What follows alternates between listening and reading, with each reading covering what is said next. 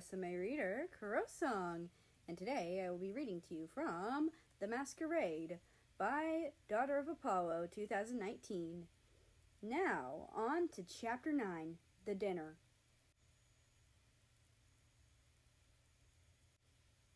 After Canada left, I had a decision to make.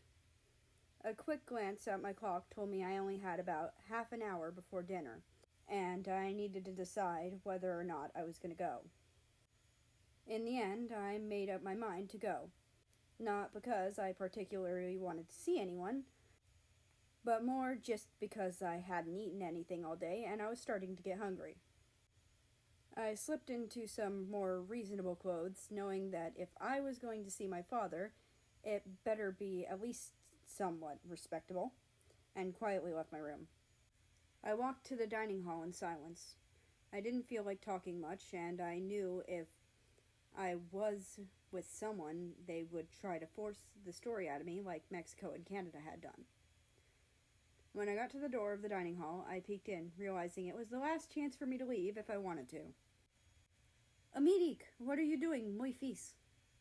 Mother asked, and I knew the opening was gone. I took a deep breath and walked into the room. I avoided looking at Britain. Instead, I looked at the ground as I walked my way towards the seat at the table.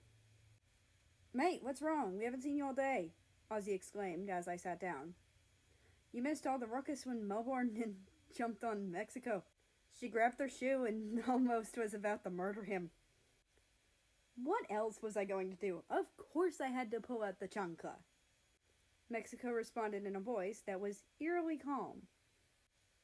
I shuddered, thinking about Mexico's chancla. Anyone in their right mind would get scared of that thing.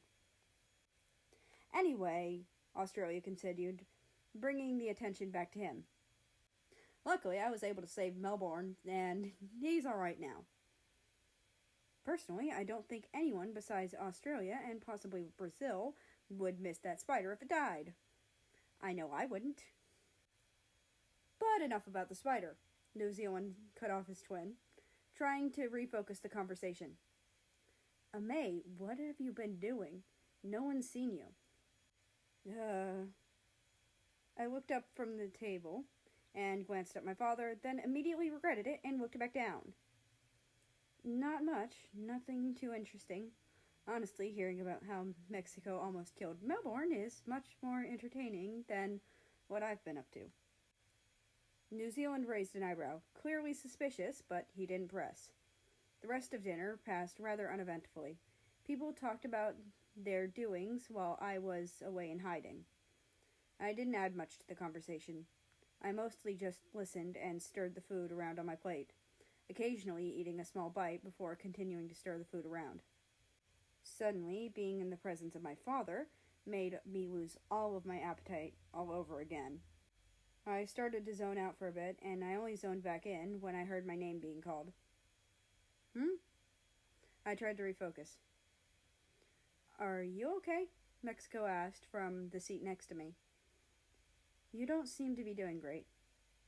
I sat up a little straighter in my chair. "I'm fine. I can finish dinner. I'm just a little tired, is all."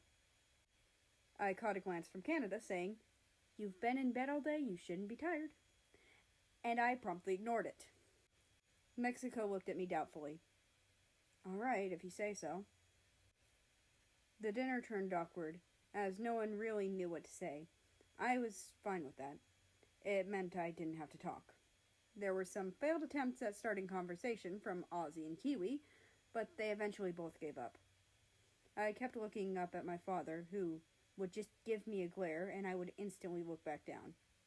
At one point, I was considering asking if I could be excused from the table to go hide in my room again, but one look at Britain shot down all hopes of that. I knew his strategy. He was going to wait until everyone else left the room and then confront and punish me. I knew the punishment was coming, and I wanted to delay it as long as possible. Australia cleared his throat, clearly attempting to start a conversation again. "So, are there any more events that are coming up soon? Stuff we need to plan for?" For a second, we all went quiet. Then Mexico spoke. Well, it is Canada e America's birthday coming up. Are you planning anything for it, Tio y Tia? I don't think we have anything planned, no, Mother admitted. We could hold another ball, New Zealand suggested out of nowhere. That one we just had was really fun. We used to hold balls for our birthdays a couple of years ago. I don't know why they stopped, but those were great. I, knowing full well why we stopped, didn't respond. But clearly, Britain noticed my lack of comment and looked my way. What do you think, America? It is your birthday. Britain spoke calmly. I didn't say anything, but Britain wasn't done. After all, what happened 2 years ago? Have you finally put that behind you? My father's tone became a bit more mocking, and yet again I stayed quiet. What exactly happened 2 years ago? Australia asked. You keep mentioning it, but you never actually say what went down. I sighed. Australia and New Zealand had a right to know, no matter how much embarrassment it caused me. Mexico was one of my closest friends, and she probably wanted to know just as much as anyone else. Canada already knew, of course, but the last part, the part that terrified me most, Britain, knew about as much as he was willing to hear. And then there was Phil. Not in the room with us, but I could feel him. Almost like he wanted the story to be out there. Not kept inside a little box, never to be opened or shown to anyone. So I took a deep breath. It's a long story.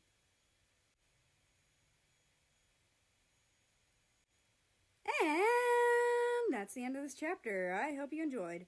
Anyway, I'd like to invite you to join the Discord, which is linked down in the description below. That being said, I hope you have a nice rest of your day, night, or whatever it is for you. Just enjoy your time. And I will see you tomorrow.